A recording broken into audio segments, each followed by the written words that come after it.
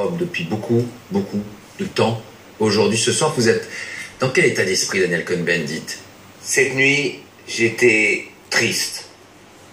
Puis, j'étais furieux. Et maintenant, je me dis, eh bien, il faut recommencer à expliquer l'Europe.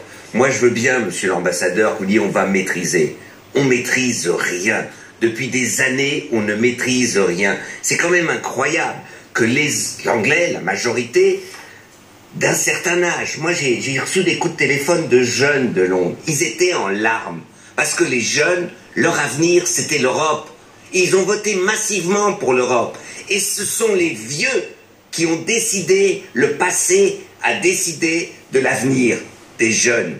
Voilà ce qui s'est passé. Il n'y a pas de démocratie à deux vitesses. Non, mais je vous explique l'état d'esprit de certains jeunes qui et moi je crois qu'aujourd'hui, pour rendre l'Europe désirable, il faut d'abord nommer les choses. L'austérité de la politique de M. Cameron, ce n'est pas Bruxelles qui l'a décidé. Au contraire, M.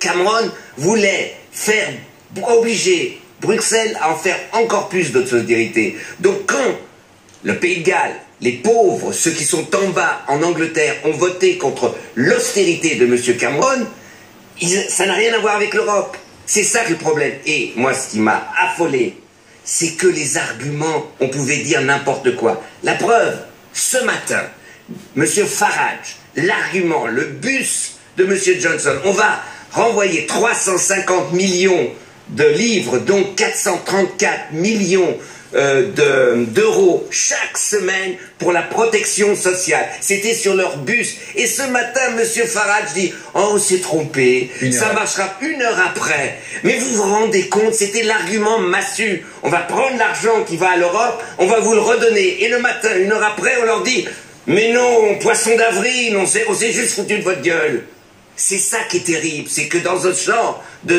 débat, vous dites il était serré, il était féroce, mais il était mensonger.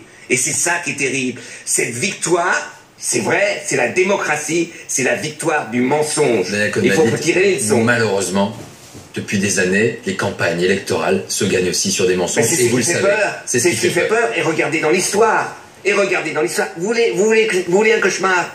Ben moi, je vous en donne un cauchemar. Donc, M. Johnson va devenir Premier ministre, bravo, et puis M. Trump va gagner sur des mensonges les élections américaines, bravo. Aujourd'hui, quel est l'homme le plus heureux sur la planète? Vladimir Poutine. L'Europe est affaiblie, bravo. Et mais continuons comme ça. Alors je dis, il faut se ressaisir, mais il faut se ressaisir avec de l'énergie. Il faut mettre le projet européen, la souveraineté européenne, la protection européenne. C'est de ça qu'il faut parler. Vous restez avec nous, François Hollande qui va